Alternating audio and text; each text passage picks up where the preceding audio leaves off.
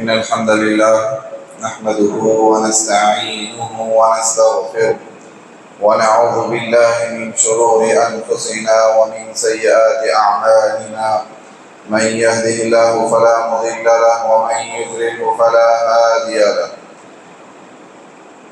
وأشهد أن لا إله إلا الله وحده لا شريك له وأشهد أن محمدا عبده ورسوله أما بعد فإن خير الحديث كتاب الله وخير الهدي هدي محمد صلى الله عليه وسلم وشر الأمور محدثاتها وكل محدثة بدعة وكل بدعة ضلالة وكل ضلالة في النار.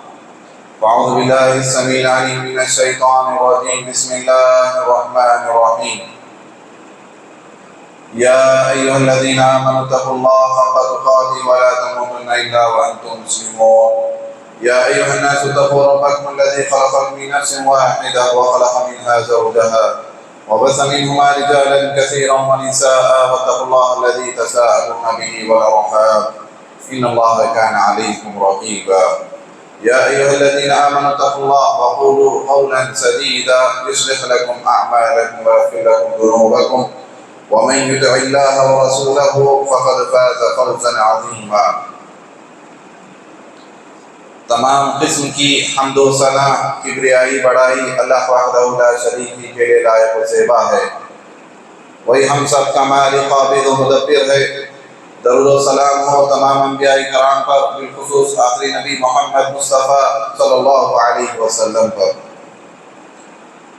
محترم سامعین،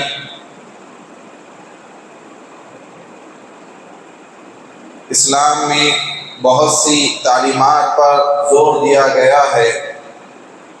انہی تعلیمات میں سے ایک اہم تعلیم صبر کی تعلیم ہے، صبر کی تلقین ہے. دین میں، اسلام میں صبر کو وہی مقام حاصل ہے جو ایک انسانی جسم میں سر کو حاصل ہوتا ہے. وہ بندہ مومن نہیں کہلا سکتا جس کے اندر صبر کا مادہ ہی نہ ہو. جب وہ مومن ہے تو یقیناً وہ صابر بھی ہوگا.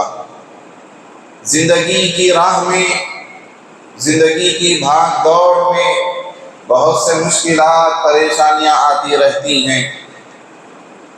اس درمیان بندے کو صبر کے ساتھ، ضبط کے ساتھ، تحمل، برداشت کے ساتھ چلنا پڑتا ہے. اس کی ضرورت اسے پیش آتی ہے. قرآن مجید میں اللہ تعالیٰ نے صبر کے ذریعے اللہ سے مدد مانگنے کا اللہ نے ہمیں حکم دیا ہے. اللہ نے فرمایا یا ایھا الذین آمنوا استعینوا بالصبر والصلاۃ، اے ایمان والو اللہ سے مدد مانگو، اللہ سے مدد چاہو صبر کے ذریعے، نماز کے ذریعے. یقیناً اللہ تعالیٰ صبر کرنے والوں کے ساتھ ہے. امام احمد بن حنبل رحمۃ اللہ علیہ فرماتے ہیں کہ قرآن مجید میں اللہ تعالیٰ نے صبر کا تذکرہ 90 جگہوں پر کیا ہے. 90 جگہوں پر اللہ تعالیٰ نے صبر کا تذکرہ کیا ہے. گویا اس کی اہمیت معلوم ہو رہی ہے کہ زندگی میں صبر کی کتنی زیادہ اہمیت و ضرورت ہے. اللہ تعالیٰ نے اہل ایمان کی اس امتیازی خصوصیات کا تذکرہ اللہ تعالیٰ نے فرمایا. اللہ نے فرمایا الصابرین والصادقین والقانتین والمنفقین والمستغفرین بالاسحار، کہ اہل ایمان کے اندر یہ اوصاف ہوتے ہیں کہ وہ صبر کرنے والے ہوتے ہیں، صدقہ و خیرات کرنے والے ہوتے ہیں، عاجزی خاکساری اختیار کرنے والے وہ ہوتے ہیں، اللہ کی راہ میں وہ خرچ کرنے والے ہوتے ہیں، راتوں میں اٹھ کر اللہ سے دعائیں مانگنے والے، سحر کے وقت اللہ سے دعا کرنے والے. یہ اہل ایمان کے اللہ تعالیٰ نے اوصاف اللہ تعالیٰ نے بیان فرمائے ہیں. محترم حاضرین، اللہ تعالیٰ نے بندوں کو بہت سے خصوصیات سے نوازا ہے. ان خصوصیات میں اللہ کے انعامات، اس کی مہربانیوں میں ایک سب سے بڑا انعام جو بندے پر ہوتا ہے وہ صبر کا دیا جانا ہے. کسی بندے کے اندر صبر کا مادہ پایا جاتا ہے، صبر وہ کرنے والا، برداشت کی قوت اس کے اندر ہوتی ہے، تو گویا اللہ کی طرف سے اس بندے کو انعام دیا گیا ہے. اللہ کے رسول نے فرمایا ما اعطی احد عطاء خیرا واوسع من الصبر، کہ کسی بھی بندے کو سب سے بہترین تحفہ جو دیا گیا ہے وہ صبر کا تحفہ ہے. اس سے بہتر اور اس سے کشادہ تحفہ کسی اور کو نہیں دیا گیا. یعنی اللہ تعالیٰ کی طرف سے خاص تحفہ اس بندے کو جس بندے کے اندر صبر کا مادہ پایا جاتا ہے. محترم حاضرین، زندگی میں مشکلات ہوتی ہیں، پریشانیاں ہوتی ہیں، بندے کو چاہیے وہ صبر کے ساتھ چلے. صبر کو اللہ تعالیٰ نے روشنی قرار دیا ہے. جب آپ مشکلات میں صبر کے دامن کو تھامتے ہیں، اللہ تعالیٰ آپ کو مشکلات سے نکلنے کا راستہ اللہ تعالیٰ بتاتا ہے. اسی لیے اللہ کے رسول نے فرمایا الصبر ضیاء، صبر کیا ہے؟ روشنی ہے. صبر ایک نور ہے، نور کا ایک مینار ہے کہ آپ اس کے ذریعے رہنمائی حاصل کر سکتے ہیں. تو یہ تمام احادیث آپ کے سامنے رکھی جا رہی ہیں جس سے صبر کی اہمیت کا اندازہ ہمیں ہو رہا ہے. حضرت عمر رضی اللہ تعالیٰ عنہ فرماتے ہیں کہ ہم نے زندگی کا سکون جو پایا ہے وہ سکون ہم ان دنوں میں ہم پاتے تھے جن دنوں میں ہم آزمائشوں سے گزرتے تھے، مشکلات سے ہم جب گزرتے تھے اور اس میں جو ہم صبر کو اختیار کرتے تھے وہ دن ہمارے لیے زندگی کے بہترین دن ہوا کرتے ہیں. کہ ایک مومن کو اللہ تعالیٰ آزما رہا ہے، آزماتے ہوئے وہ بندہ صبر کے دامن کو تھاما ہوا ہے. حضرت عمر کہتے ہیں کہ ہم نے ان دنوں کو بہت ہی بہترین دن ہم نے پایا ہے. محترم حاضرین، بندہ یہ سمجھتا ہے کہ صبر کمزوروں کی صفت ہے، کمزور لوگوں کی صفت کو آج کے دور میں یہ کہا جاتا ہے کہ صبر ہے، جبکہ ایسا نہیں ہے. آدمی اگر طاقت رکھتے ہوئے صبر کرتا ہے، اللہ تعالیٰ اس صبر کے ذریعے اس کو ایک امامت عطا فرماتا ہے، قیادت اللہ تعالیٰ فرماتا ہے. سعادت اس بندے کو نصیب ہوتی ہے جو بندہ صبر کو اپناتا ہے. اللہ کے رسول صلی اللہ علیہ وسلم اس کے تعلق سے فرمایا. خود اللہ تعالیٰ نے قرآن مجید میں ایک چیز بیان فرمائی. بنو اسرائیل پر جب ظلم ہونے لگے، فرعون کی جانب سے جب وہ ظلم و ستم کے پہاڑ بنو اسرائیل پر توڑے جانے لگے، انہوں نے صبر کیا، موسیٰ علیہ السلام کا ساتھ دیا. اللہ تعالیٰ نے آگے چل کر ان میں سے ائمہ اللہ تعالیٰ نے بنائے. اللہ نے سورہ سجدہ میں اس چیز کو بیان فرمایا وَجَعَلْنَا مِنْهُمْ أَئِمَّةً يَهْدُونَ بِأَمْرِنَا لَمَّا صَبَرُوا، ہم نے ان میں سے بہت سے لوگوں کو امام بنائے. اللہ نے حکمرانی قیادت اللہ تعالیٰ نے لوگوں کو عطا فرمائی اس وجہ سے کہ انہوں نے صبر کیا، دین کی راہ میں وہ صبر کیے، اللہ تعالیٰ نے انہیں امام بنا دیا. محترم حاضرین، صبر جب بندہ کرتا ہے اللہ تعالیٰ کی طرف سے اس بندے کو بے حد انعام اور اجر و ثواب بے حساب جس کی گنتی نہیں ہو سکتی. اللہ تعالیٰ نے قرآن مجید میں فرمایا انما یوفی الصابرون اجرهم بغیر حساب، کہ ہم صبر کرنے والوں کو اتنا اجر دیں گے بے حساب، ان گنت اللہ تعالیٰ فرما رہا ہے، بے حساب اللہ تعالیٰ انہیں اجر عطا فرمائے گا. محترم حاضرین، صبر جو ہے دین میں صبر کی جو اہمیت ہے، جو مقام و مرتبہ ہے، اہل علم نے صبر کو 3 حصوں میں تقسیم کیا. صبر کو اہل علم نے 3 حصوں میں تقسیم کیا. پہلی قسم ہے کہ بندہ اطاعت پر صبر کرے. ہم جب مسلمان ہیں، ہم دائرہ اسلام میں جب داخل ہیں تو یہ جو راہ ہے، اسلام کا جو راستہ ہے پرخطر راستہ ہے، دشوار گزار راستہ ہے. اس راستے میں مسلمان ہونے کے بعد آپ کو مسائل کا سامنا کرنا پڑے گا، پریشانیوں کا سامنا کرنا پڑے گا، ظالم و ستم والے بادشاہوں کا سامنا آپ کو کرنا پڑے گا. کئی طرح کی مسائل مشکلات آتی ہیں اسلام لانے کے بعد. تو یہ اسلام کا راستہ خود ایک پرخطر راستہ ہے. تو اللہ تعالیٰ کی اطاعت پر بندے کو صبر کرنا چاہیے. اللہ تعالیٰ نے قرآن مجید میں فرمایا احسب الناس ان يتركوا ان يقولوا آمنا وهم لا يفتنون، کیا لوگوں نے سمجھ لیا ہے، اللہ تعالیٰ فرما رہا ہے احسب الناس، کیا لوگوں نے سمجھ لیا ہے کہ ان کا صرف یہ کہنا کہ ہم ایمان لائے انہیں چھوڑ دیا جائے گا، انہیں آزمایا نہیں جائے گا. اللہ تعالیٰ فرما رہا ہے ضرور آزمایا جائے گا. ایمان لائے ہو، مسلمان ہوئے ہو، دائرہ اسلام میں تم داخل ہو چکے ہو تو ضرور تم آزمائے جاؤ گے. یہ اللہ تعالیٰ خود فرما رہا احسب الناس ان یترکوا ان یقولوا آمنا، کہ ان کا صرف یہ کہہ دینا کیا ایمان لائے، کیا وہ ایسے ہی جنت میں داخل ہو جائیں گے؟ نہیں، بلکہ انہیں آزمایا جائے گا۔ خباب بن ارت رضی اللہ تعالیٰ عنہ بیان کرتے ہیں کہ حضرت خباب بن ارت فرماتے ہیں کہ اللہ کے رسول صلی اللہ علیہ وسلم کے پاس ہم گئے اور جا کر ہم نے شکایت کی۔ یہ اس وقت کی بات ہے، مکی دور کی بات ہے۔ مکہ میں جب مسلمان چھوڑے تھے اور مشرکین مکہ مسلمانوں پر ظلم کرتے تھے، ان کے اوپر ستم ڈھاتے تھے، ایسے وقت میں بعض مسلمان برداشت نہیں کر پائے کہ ہمیں اسلام لانے کی وجہ سے جو تکلیفیں ہمیں دی جا رہی ہے یہ لوگ برداشت نہیں کر پائے۔ اللہ کے رسول کے پاس گئے، جا کر کہنے لگے متی النصر، کہ مدد کب آئے گی، اللہ تعالیٰ کی جانب سے ہماری مدد کب آئے گی؟ ہم اسلام لائے ہیں جس کی وجہ سے ہمیں مشکلات کا سامنا کرنا پڑ رہا ہے، مشرکین ہمیں ستا رہے ہیں۔ ایسے میں اللہ کے رسول صلی اللہ علیہ وسلم غصہ ہو گئے۔ صحابی بیان کرتے ہیں کہ چہرہ سرخ ہو گیا۔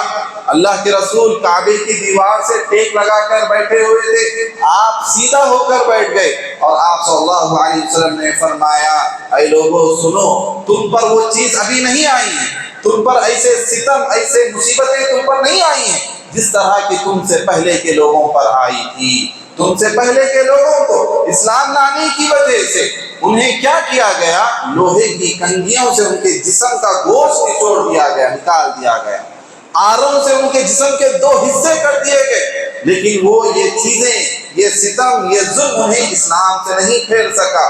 لیکن تم ہے کہ ابھی جلدی مچا رہے ہو۔ پھر اللہ کے رسول نے فرمایا اللہ کی قسم یہ دین ضرور غالب آ کر رہے گا، یہاں تک کہ صنعاء سے حضرموت تک ایک خاتون اکیلی سفر کرے گی، اسے صرف اللہ کا ڈر لائق ہوگا، یعنی یہ دین غالب آ کر رہے گا، لیکن تم لوگ ہے کہ جلدی کر رہے ہو۔ آپ صلی اللہ علیہ وسلم نے یہ چیز ارشاد فرمائیں، گویا اسلام کی راہ میں آنے کے بعد اسے مصیبتوں سے گزرنا پڑے گا، مشکلات سے گزرنا پڑے گا، تبھی جا کر وہ کامیابی حاصل کر پائے گا۔ اللہ تعالیٰ نے قرآن مجید میں فرمایا لَتُبْلَوُنَّ فِي أَمْوَالِكُمْ وَأَنفُسِكُمْ وَلَتَسْمَعُنَّ مِنَ الَّذِينَ أُوتُوا الْكِتَابَ وَمِنَ الَّذِينَ أَشْرَكُوا أَذًى كَثِيرًا وَإِن تَصْبِرُوا وَتَتَّقُوا فَإِنَّ ذَلِكَ مِنْ عَزْمِ الْأُمُورِ۔ اللہ تعالیٰ نے فرمایا تم ضرور آزمائے جاؤ گے، مالوں میں، جانوں میں، اور پھر آگے اللہ تعالیٰ نے فرمایا تمہیں ان لوگوں کی طرف سے تکلیفات کا سامنا کرنا پڑے گا جنہیں تم سے پہلے کتاب دی گئی، یعنی یہود و نصارہ، ان کی جانب سے تمہیں تکلیفیں برداشت کرنی پڑے گی اور زہریلے باتیں تمہیں سننی پڑے گی۔ اگر تم نے صبر کیا، اللہ سے ڈرتے رہے، یقیناً یہ عزیمت والا کام ہے۔ اللہ تعالیٰ فرما رہا ہے یہ عزیمت والا کام ہے۔ اس دور میں جب صحابہ کرام کو تکلیفیں دی جاتی، جب وہ غلام صحابہ کسی کے ماتحت میں ہوتے اور آقا انہیں جب سزائیں دیتے، آپ دیکھیں عمار رضی اللہ تعالیٰ عنہ، یاسر رضی اللہ تعالیٰ عنہ کو دیکھیں کہ ایمان کی پاداش میں، اسلام لانے کی وجہ سے ان کا آقا انہیں اس قدر تکلیفیں دیتا، اللہ کے رسول کو چیزیں دیکھ کر برداشت نہ ہو پاتی۔ اللہ کے رسول صلی اللہ علیہ وسلم ایک مرتبہ جب یاسر رضی اللہ تعالیٰ عنہ کے پاس سے گزرنے لگے، ان کا آقا انہیں جب ظلم کر رہا تھا تو کہنے لگے صبرن آل یاسر، اے آل یاسر، یاسر کے خاندان والوں صبر کر لو، فإن موعدکم الجنہ، تمہارا ٹھکانہ جنت میں ہے، میں تمہارا ٹھکانہ جنت میں دیکھ رہا ہوں۔ ایمان لانے کی وجہ سے جو تمہارا آقا جو تمہیں ظلم کر رہا ہے، صبر کر لیا کرو، اللہ تعالیٰ تمہارا ٹھکانہ جنت میں رکھے گا۔ محترم حاضرین، اسی طرح مومن کی اجتماعی زندگی میں، انفرادی زندگی میں مسائل و مشکلات آتے ہیں، اسے چاہیے کہ وہ صبر کا دامن تھام لے۔ بسا اوقات جذبات میں آتے ہیں، دشمن ہمارے خلاف سازشیں کرتے ہیں، اسلام کے خلاف پروپگنڈے کیے جاتے ہیں، کبھی قرآن کی بے حرمتی کی جاتی ہے، کبھی اللہ کے رسول صلی اللہ علیہ وسلم کی ذات پر نازبہ الفاظ کہے جاتے ہیں، اسلامی تعلیمات کا کبھی مذاق اڑایا جاتا ہے۔ ایسے وقت میں جب کبھی مسلمانوں نے بے صبری کا مظاہرہ کیا، انہیں اپنی جانوں کا نقصان اٹھانا پڑا، اپنے مالوں کا انہیں نقصان اٹھانا پڑا۔ اگر وہ صبر کر لیتے، یہ ایک خود ہتھیار ہے، صبر خود ایک ہتھیار ہے دشمن کے خلاف۔ اللہ تعالیٰ نے فرمایا وَإِن تَصْبِرُوا وَتَتَّقُوا لَا يَضُرُّكُمْ كَيْدُهُمْ شَيْئًا، اگر تم صبر کر لو گے، اللہ کا تقوی اختیار کر لو گے، دشمنوں کا مکر و فریب تمہیں نقصان نہیں پہنچائے گا۔ دشمنوں کی چالیں تمہیں نقصان نہیں پہنچائے گی۔ آج اسے ہم بزدلی کا نام دیتے ہیں، جبکہ اللہ تعالیٰ ہمیں یہ فرما رہا ہے کہ یہ صبر جو ہے ہتھیار ہے دشمن کے خلاف۔ آپ اگر منصوبہ بندی کے تحت کوئی کام کرتے ہیں، صبر کے ساتھ آگے چلتے ہیں، اللہ تعالیٰ ضرور آپ کی مدد فرمائے گا، کیونکہ اللہ کی مدد ایسے ہی نہیں آتی، اللہ کی مدد صبر کے راستے سے آتی ہے۔ اللہ کے رسول نے فرمایا فَإِنَّ النَّصْرَ مَعَ الصَّبْرِ، کیونکہ مدد جو ہے صبر کے راستے سے آتی ہے۔ اللہ تعالیٰ نے فرمایا ایمان والو اللہ سے مدد مانگو، صبر کے ذریعے اللہ سے مدد مانگو، نماز کے ذریعے اللہ سے مدد مانگو۔ نمازیں یہ بھی ہمارا ہتھیار ہیں، یہ صبر، یہ برداشت، یہ تحمل، یہ ہمارا ہتھیار ہے، یہ ایمانی ایک طاقت ہے جو اللہ تعالیٰ نے ہمیں عطا فرمائی ہے۔ تو اطاعت پر صبر ہونا چاہیے کہ اللہ تعالیٰ نے ہمیں مسلمان بنایا ہے۔ اب مسلمان ہونے کے بعد ہم پر کئی چیزیں لازم آ جاتی ہیں۔ اللہ کی عبادت ہم پر لازم ہے، بندوں کے ساتھ حسن سلوک ہم پر لازم ہے، اچھے اخلاق کا مظاہرہ کرنا ہم پر لازم ہے، زبان کی حفاظت کرنا ہم پر لازم ہے، شرمگاہ کی حفاظت کرنا ہم پر لازم ہے۔ اور یہ تمام چیزیں انسانی نفس پر دشوار گزرتی ہیں، لیکن بندہ صبر کے ذریعے اللہ کی اطاعت، اس کی بندگی پر ڈٹا رہے، اللہ تعالیٰ اس پر اسے اجر عطا فرمائے گا۔ یہ ایک پہلی قسم تھی صبر کی۔ دوسری قسم یہ ہوتی ہے صبر کی کہ الصبر عن المعصیہ، کہ معصیت پر، برائیوں پر صبر کرنا۔ انسانی نفس، اس کی خواہشات ہوتے ہیں، برائی کی طرف رغبت رکھتا ہے، برائی کی طرف انسان کا ذہن میلان پاتا ہے۔ ایسے میں بندہ اپنے نفس پر کنٹرول کرے، اپنے آپ کو گناہوں سے بچائے۔ جس دل میں اللہ تعالیٰ کا خوف ہوتا ہے، اللہ کا ڈر ہوتا ہے، اس کے لیے یہ چیز آسان ہو جاتی ہے کہ وہ گناہوں سے اپنے آپ کو بچائے۔ گناہوں کے کبھی کبھار مواقع اسے مل جاتے ہیں، گناہ اس کے لیے آسان ہو جاتا ہے، ایسے میں بھی بندہ صبر کر لیتا ہے، تب بھی وہ گناہ نہیں کرتا، تب اللہ تعالیٰ کی مدد اسے ملتی ہے۔ اللہ کے رسول صلی اللہ، بخاری کی حدیث ہے کہ اللہ کے رسول صلی اللہ علیہ وسلم نے بنی اسرائیل کے 3 لوگوں کا واقعہ کا ذکر فرمایا۔ مشہور واقعہ ہے کہ 3 لوگ سفر کر رہے تھے، دوران سفر بارش ہوئی تو انہوں نے پناہ لینے کے لیے غار کا سہارا لیا، غار میں گئے، غار کا دروازے کے پاس ایک چٹان آ کر گر گئی، اب نکلنے کے لیے غار میں پھنس گئے، نکلنے کے لیے کوئی راستہ نہیں ہے۔ اس وقت ان تینوں نے آپس میں طے کیا کہ ہم اللہ تعالیٰ سے دعا کریں گے، اللہ تعالیٰ سے ہم سچے دل سے معافی مانگیں گے، اپنی نیکیوں کا تذکرہ کریں گے، وسیلہ لیں گے، اللہ تعالیٰ ضرور ہماری مدد فرمائے گا۔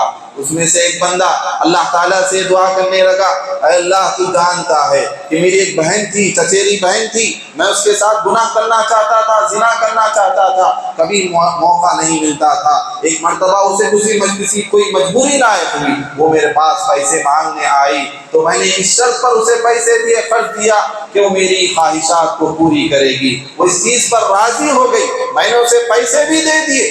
پھر اس کے بعد جب وہ وقت موعود آیا کہ ہم دونوں آپس میں جب ملنے والے تھے، ہم بالکل تنہا ہو گئے، ہم ملنے ہی والے تھے، ایسے میں میری بہن مجھ سے کہنے لگی اتق اللہ، اللہ سے ڈر جا، جو چیز تیرے لیے حلال نہیں ہے، جو چیز تیرے لیے حرام کر دی گئی ہے تو اسے حلال مت کر۔ تو ایسے موقع پر اے اللہ میں تیرے خوف سے، تیرے ڈر سے، گناہ کا موقع مجھے مل چکا تھا، ہم قریب ہو چکے تھے، پھر بھی تیرے خوف سے میں پیچھے ہٹ گیا، اپنے آپ کو میں پیچھے ہٹا لیا۔ اے اللہ میری اس نیکی کو تو قبول کر لے اور مجھے اس مصیبت سے نکال دے۔ اللہ تعالیٰ نے ان تینوں کو بسلامت وہاں سے، غار سے اللہ تعالیٰ نے نکال دیا۔ تو یہ پریشانی آئی اور پریشانی ٹلی کس وجہ سے؟ کہ بندے نے صبر کیا، گناہ کے موقع پر صبر کیا، گناہ کا موقع ملنے پر صبر کیا، موقع میسر تھا، کر سکتا تھا، لیکن پھر بھی اس نے صبر کیا۔ اللہ تعالیٰ کے نزدیک یہ چیز بہت ہی اونچی ہے، بہت ہی اعلیٰ مقام رکھتی ہے۔ یہ انبیاء اکرام کا شیوا ہے۔ انبیاء اکرام میں یوسف علیہ السلام کو دیکھیں، یوسف علیہ السلام جب ان کے بھائیوں نے کنویں میں پھینک دیا اور وہ کنویں سے نکالے گئے، مصر کے بازاروں میں بیچے گئے، پھر وہاں خریدنے والا ایک بادشاہ انہیں خرید رہا ہے، اور پھر وہیں پر پلتے ہیں، بڑے ہوتے ہیں، جوان ہوتے ہیں، بڑے خوبصورت تھے، جوانی آئی، اس موقع پر عزیز مصر کی جو بیوی تھی وہ ان پر فریفتہ ہوئی، اس نے انہیں گناہ کی دعوت دی۔ یوسف علیہ السلام کو دیکھیں، آپ ایک اجنبی ملک میں ہیں، غلام کی حیثیت سے آپ وہاں رہ رہے ہیں، آپ کو ذلت و رسوائی کا کوئی ڈر نہیں ہے۔ آدمی کو عزت کی پرواہ اس وقت ہوتی ہے جب اسے کوئی جاننے والا ہو، اس کا ایک مقام ہو، اس کا ایک اسٹیٹس ہو۔ غلام کی کیا عزت ہو سکتی ہے؟ ایک اجنبی ملک میں کسی کی کیا عزت ہو سکتی ہے؟ یوسف علیہ السلام ایسی جگہ پر ہے، کوئی انہیں جاننے والا نہیں ہے، اور محل میں غلام کی حیثیت سے رہ رہے ہیں، اور دعوت، گناہ کی دعوت دینے والی ملکہ ہے، ملکہ انہیں بلا رہی ہے، دروازے بند ہو چکے ہیں، اور گناہ نہ کرنے پر سزا کی بھی دھمکی دی جا رہی ہے۔ اگر تم نے میری بات نہ مانی تو میں تمہیں جیل خانے میں ڈال دوں گی، یہ دھمکیاں انہیں مل رہی ہیں۔ ایسے میں یوسف علیہ السلام نے اپنے دامن کو تھاما، اپنی عزت کی حفاظت کی، اللہ تعالیٰ سے انہوں نے دعائیں کی، رب السجن احب الی مما یدعوننی الی، اے اللہ میرے لیے جیل بہتر ہے اس چیز سے جس کی طرف مجھے یہ دعوت دے رہی ہے، اے اللہ میری حفاظت فرما۔ اللہ تعالیٰ نے وہاں آپ کی حفاظت فرمائی، پھر ایک ایسا موقع آیا کہ آپ اسی مصر کے بادشاہ بنے۔ اللہ تعالیٰ نے یہ مقام آپ کو عطا فرمایا کہ گناہوں پر بندہ صبر کر لے، گناہوں کے مواقع پر بندہ اپنے آپ کو، اپنے نفس پر کنٹرول کر لے۔ اللہ کے رسول صلی اللہ علیہ وسلم نے حدیث میں خوشخبری سنائی ہے، بشارت سنائی ہے اس بندے کے لیے کہ جس بندے کو کسی خوبصورت عورت کی طرف سے گناہ کی دعوت مل جائے اور وہ یہ کہے انی اخاف اللہ، میں اللہ سے ڈرتا ہوں۔ اللہ کے رسول نے فرمایا قیامت کے دن صرف 7 خوش نصیب لوگوں کو عرش کا سایہ ملنے والا ہے، جس دن کوئی سایہ نہیں ہوگا۔ ان 7 لوگوں میں سے ایک آدمی وہ ہوگا جسے کسی عورت نے گناہ کی دعوت دی لیکن اس نے اپنی عزت کی حفاظت کی، زنا سے اپنے آپ کو بچایا۔ اللہ تعالیٰ قیامت کے دن اس بندے کو عرش کا سایہ نصیب فرمائے گا۔ محترم حاضرین، آج کا دور پرفتن دور ہے، فحاشی پھیلی ہوئی ہے، انٹرنیٹ کا دور ہے، روابط آسان ہو چکے ہیں، گناہ کے مواقع اس کے لیے آسان ہو چکے ہیں۔ ایسے وقت میں صبر کا دامن تھامنا، ایمان پر ڈٹے رہنا، استقامت اختیار کرنا یقیناً بہت بڑی عظیمت والا کام ہے۔ یہ عظیمت والوں کا کام ہے، یہ کچھ سے کم نہیں ہو سکتا۔ اللہ کے رسول صلی اللہ علیہ وسلم نے فرمایا یأتی علی الناس زمان، لوگوں پر ایک ایسا زمانہ آئے گا کہ اس زمانے پر دین پر ثابت قدم رہنا گویا ایسا ہوگا اپنے ہاتھ میں انگار لیے ہوئے چلنے کے برابر ہوگا۔ آپ اپنے ہاتھ میں انگار کو لے کر جس طرح چلیں گے برداشت نہیں کر پائیں گے، اسی طرح دین پر ثابت قدم رہنا اس دور میں، ایک زمانے میں اس قدر مشکل ہو جائے گا۔ آپ صلی اللہ علیہ وسلم نے فرمایا اے لوگوں سنو، میرے بعد ایک ایسا زمانہ آئے گا، صبر کا، برداشت کا وہ زمانہ آئے گا۔ اگر لوگ اس وقت دین پر ثابت قدم رہیں گے تو انہیں 50 لوگوں کے برابر اجر دیا جائے گا۔ صحابہ کرام نے پوچھا اے اللہ کے رسول کیا ان میں سے 50 لوگوں کے برابر اجر دیا جائے گا؟ آپ نے فرمایا نہیں، تم میں سے، یعنی صحابہ کرام میں سے آپ نے فرمایا تم میں سے 50 لوگوں کے برابر اس بندے کو اجر دیا جائے گا جو مسائل مشکلات میں صبر کے دامن کو تھام لیتا ہے، گناہ کے مواقع میں صبر کے دامن کو تھام لیتا ہے۔ اسی طرح صبر کا ایک تیسرا مرحلہ ہے جو اہل علم نے کہا ہے الصبر علی اقدار اللہ، تقدیر پر صبر کرنا ہے۔ زندگی ہے، زندگی ایک نام ہے کہ پریشانیاں اس میں آتی ہیں، خوشیاں اس میں آتی ہیں، اس میں شر بھی ہے، اس میں خیر بھی ہے، اس میں امن بھی ہے، اس میں خوف بھی ہے، ہر طرح زندگی میں ہر مرحلے سے آدمی گزرتا رہتا ہے، تقدیر کے فیصلے اس پر صادر ہوتے رہتے ہیں۔ ایسے میں بھی صبر کرنا ہے، اللہ کے جو فیصلے ہیں ان فیصلوں پر راضی رہنا۔ اللہ تعالیٰ نے قرآن مجید میں سورہ بقرہ میں فرمایا وَلَنَبْلُوَنَّكُمْ بِشَيْءٍ مِّنَ الْخَوْفِ وَالْجُوعِ وَنَقْصٍ مِّنَ الْأَمْوَالِ وَالْأَنفُسِ وَالثَّمَرَاتِ وَبَشِّرِ الصَّابِرِينَ۔ اللہ نے فرمایا ہم تمہیں ضرور آزمائیں گے، وَلَنَبْلُوَنَّكُمْ بِشَيْءٍ مِّنَ الْخَوْفِ، خوف کے ذریعے آزمائیں گے، دشمنوں کا خوف، کسی اور کا خوف تم پر لازم ہو، تم پر مسلط ہوگا۔ وَلَنَبْلُوَنَّكُمْ بِشَيْءٍ مِّنَ الْخَوْفِ وَالْجُوعِ، بھوک کے ذریعے، وَنَقْصٍ مِّنَ الْأَمْوَالِ وَالْأَنفُسِ وَالثَّمَرَاتِ، مالوں میں کمی کر کے، پھلوں میں کمی کر کے، جانوں میں کمی کر کے، عزیز و اقارب کے انتقال ہو جانے پر، اس طرح مصیبتیں پریشانیاں آنے پر ہم تمہیں ضرور آزمائیں گے۔ اے نبی آپ صبر کرنے والوں کو خوشخبری سنا دیجیے، وَبَشِّرِ الصَّابِرِينَ، صبر کرنے والوں کو خوشخبری سنا دیجیے۔ زندگی کے کٹھن مراحل میں، مشکلات میں، جہاں تقدیر کے فیصلے اس پر ہوتے ہیں، انسان کبھی قرض میں دبا ہوا ہو جاتا ہے، کبھی اپنے رشتہ داروں سے تکالیف کا سامنا اسے کرنا پڑتا ہے، کبھی وہ جو کماتا ہے وہ کمائی اس کی کہیں ڈوب جاتی ہے، کبھی اس کے رشتہ دار، اس کے بیوی بچے مصیبتوں میں پڑ جاتے ہیں، اسے ایسے وقت میں صبر کرنا پڑتا ہے، بڑا کٹھن ہوتا ہے، بڑا مشکل اس کے لیے ہوتا ہے، لیکن وہ صبر کو تھامتا ہے تو اللہ تعالیٰ ایسے بندے کے لیے خوشخبری سنا رہا ہے، کیونکہ مومن کا معاملہ ہے ہی عجیب، مومن کا معاملہ ہے ہی خوشگوار، اسے دونوں راہوں میں اللہ تعالیٰ نے آسانیاں عطا کی ہیں۔ صبر کا معاملہ ہے، صبر کیا ثواب پایا، نعمتیں ملی، خوشحالی ملی، اللہ کا شکر ادا کیا ثواب پایا۔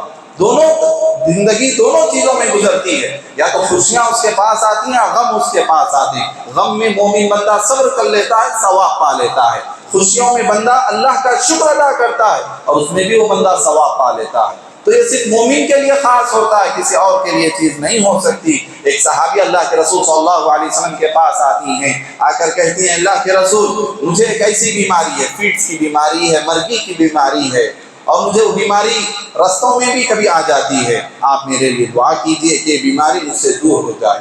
اللہ کے رسول صلی اللہ علیہ وسلم نے اس خاتون کے لیے دو باتیں رکھی، دیکھو دو باتیں، اگر تم اس بیماری پر صبر کر لو گی فَإِن شِئْتِ فَصَبَرْتِ فَلَكِ الْجَنَّةُ، تو اس کے بدلے میں تم جنت پاؤ گی، اور دوسرا راستہ یہ ہے کہ تم چاہو تو میں تمہارے حق میں دعا کر دوں گا، اللہ تعالیٰ تمہیں بیماری سے شفا یاب بھی کر دے گا۔ تو یہ دوسرا راستہ ہے۔ تو اس خاتون نے کہا نہیں، میں صبر کر لوں گی، بیماری پر صبر کروں گی اور جنت کے منتظر رہوں گی، لیکن ایک میری شرط ہے کہ آپ میرے لیے اتنی دعا کر دیں کہ جب مجھے فیٹ کی مرگی کی بیماری پڑتی ہے تو میں بے سطر نہ ہو جاؤں، کبھی راستوں میں بھی ہو جاتی ہے تو میرا سطر نہ کھل جائے، میں بے پردہ نہ ہو جاؤں۔ اللہ کے رسول نے وہ دعا اس کے حق میں کہہ دی۔ صحابہ بیان کرتے ہیں اللہ کے رسول کے زمانے کے بعد اگر کس شخص کو جنتی خاتون دیکھنا ہے تو اس خاتون کو دیکھ لیا کر۔ اللہ کے رسول نے اس کے لیے خوشخبری سنائی ہے، بیماری ہے، بیماری پر اس نے صبر کر لیا، اللہ تعالیٰ نے بدلے میں سے جنت کی خوشخبری سنا دی ہے۔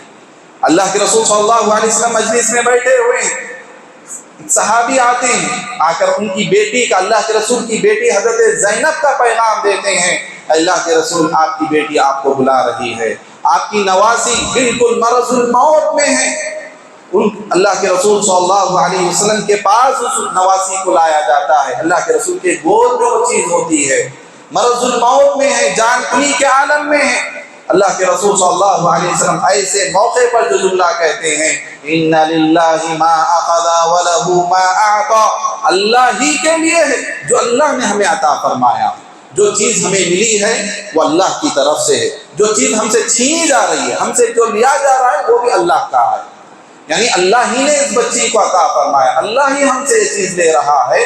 تو اِنَّ لِلَّهِ، جب بھی مصیبتیں پریشانیاں آئیں بندے کو یہ دعا پڑھ لینی چاہیے، اِنَّ لِلَّهِ مَا أَخَذَ وَلَهُ مَا أَعْطَى، اِنَّ لِلَّهِ وَإِنَّا إِلَيْهِ رَاجِعُونَ، یہ بھی مصیبتوں پر پڑھنے کی دعا ہے کہ بندہ مصیبتیں جب آتی ہیں مصیبتوں پر یہ دعائیں پڑھتا ہے کہ اِنَّ لِلَّهِ وَإِنَّا إِلَيْهِ رَاجِعُونَ، اِنَّ لِلَّهِ مَا أَخَذَ وَلَهُ مَا أَعْطَى۔ پھر آپ صلی اللہ علیہ وسلم اپنی بیٹی کو نصیحت کر رہے ہیں کہ تو صبر کر لے اور ثواب کی امید رکھ۔ اللہ کے رسول صلی اللہ علیہ وسلم مشکل موقع پر اپنی بیٹی کو یہ نصیحت کر رہے ہیں کہ تو صبر کر اپنی بیٹی کے اس پریشانی پر، بیٹی انتقال بھی ہو جاتی ہے، پھر آپ صلی اللہ علیہ وسلم انہیں صبر کی تلقین کر رہے ہیں، صبر کے دامن کو تھامنا چاہیے۔ محترم حاضرین، یہ تینوں مراحل ہر مومن بندے کو اپنانا چاہیے کہ وہ اللہ تعالیٰ نے جو اطاعت ہم پر لازم کی ہے، عبادتیں ہیں، لوگوں کے ساتھ حسن سلوک ہے، اس پر بھی وہ صبر کرے، گناہوں پر وہ صبر کرے، تقدیر کے فیصلوں پر وہ صبر کر لے۔ تو یہ تینوں مراحل مومن کے بندے، مومن کی زندگی میں آتے ہیں۔ آج ہم میں سے ہر مومن بندہ کہیں نہ کہیں پریشان ہوتا ہے، لواحق اسے ہوتے رہتے ہیں، مسائل و پریشانیاں اسے آتے رہتے ہیں، ایسے میں وہ صبر کے دامن کو تھام لے، اللہ تعالیٰ سے ثواب کی امید رکھے، کیونکہ یہ ایک ہتھیار ہے۔